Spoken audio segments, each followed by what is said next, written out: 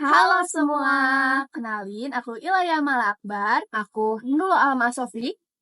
Di video kali ini kita bakal bahas topik yang penting banget dalam penelitian nih, yaitu cara mengidentifikasi populasi penelitian di dunia nyata.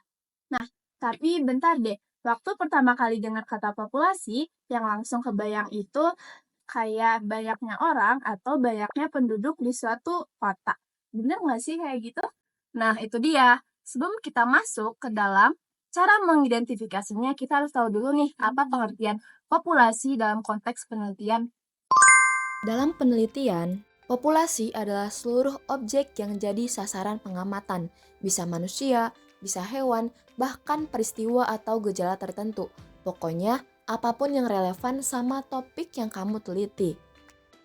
Misalnya nih, kamu mau meneliti tentang tingkat stres kerja akibat lembur di kantor A. Maka, yang jadi populasi adalah semua pegawai di kantor A. Lalu, kenapa sih populasi ini penting?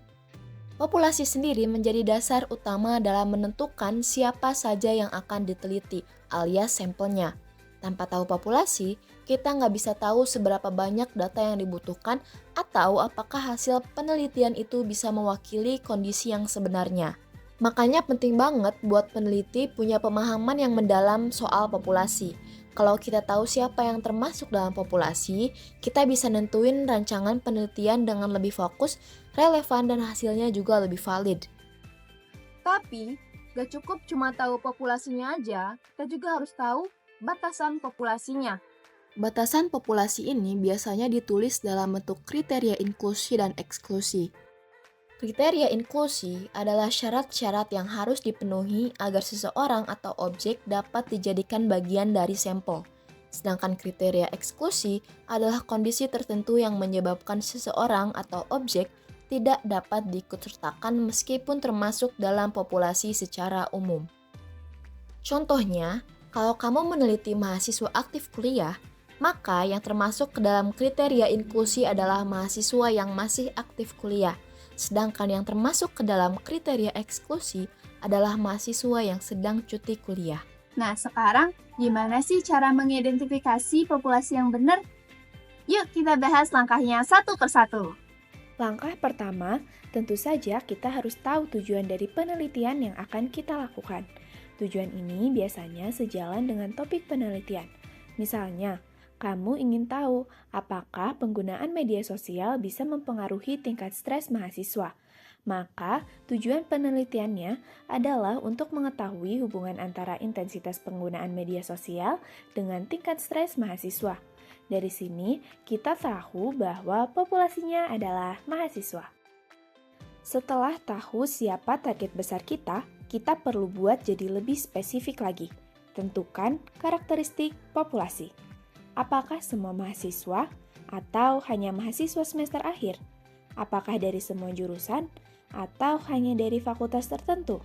Misalnya, dalam konteks ini, kamu ambil mahasiswa semester akhir karena mereka biasanya punya beban tugas dan skripsi yang bisa mempengaruhi tingkat stres. Jenis populasi juga harus jelas nih. Kamu perlu tahu yang jadi populasi itu siapa, orangnya, barangnya, atau peristiwanya. Dalam contoh tadi, jenis populasinya sudah jelas, yaitu mahasiswa, bukan dosen, bukan alumni, bukan juga aplikasi media sosial itu sendiri. Kita fokus pada kelompok yang merasakan dampaknya secara langsung, yaitu mahasiswa pengguna aktif media sosial. Langkah selanjutnya, kita harus menentukan kapan dan di mana populasi itu berada. Misalnya, kita akan mengambil mahasiswa semester akhir di Universitas Padjadjaran, Kampus Jatinangor, pada periode Januari sampai Maret 2025. Lokasi dan waktunya spesifik, sehingga kita bisa fokus pada populasi yang benar-benar bisa dijangkau. Lalu, kita juga harus memperhatikan seberapa besar populasi itu. Kalau kecil, kita bisa meneliti semuanya. Tapi, kalau populasinya sangat besar, maka harus siap dengan metode pengambilan sampel yang tepat. karena meneliti seluruh populasi bisa memakan tenaga dan waktu yang cukup banyak. Kalau ternyata mahasiswa semester akhir di Unpad ada ribuan, tentu kita tidak akan bisa meneliti semuanya. Disinilah kita mulai memikirkan apakah perlu mengambil sampel. Misalnya, 100-200 mahasiswa saja yang akan mewakili seluruh populasi. Nah, nggak kalah penting nih, dalam menentukan populasi juga kita harus realistis dengan sumber daya yang dimiliki. Apakah kita punya waktu yang cukup, tim yang cukup, serta dana yang cukup? Kalau terbatas, lebih fokus aja ke populasi yang lebih kecil atau gunakan sampel, jadi menyesuaikan dengan kapasitas kita.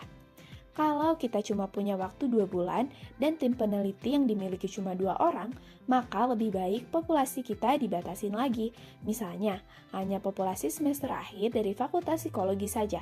Dengan begitu, penelitian akan tetap realistis dan terjangkau. Dan yang terakhir, jangan lupakan aspek etika. Dalam penelitian, kita wajib punya izin dari populasi yang akan diteliti ya. Misalnya, dengan memberikan consent form atau surat persetujuan. Hal ini penting untuk menghargai hak dan privasi populasi yang dipilih. Jadi, kalau kamu mau menentukan populasi penelitian, jangan asal pilih ya. Karena disinilah fondasi penelitian kamu dibangun. Jangan lupa gunakan 7 langkah tadi supaya populasi di penelitian kamu itu benar-benar relevan dan hasilnya valid. Nah, cuman segitu aja teman-teman pembahasan dari kami. Semoga bermanfaat. Terima kasih.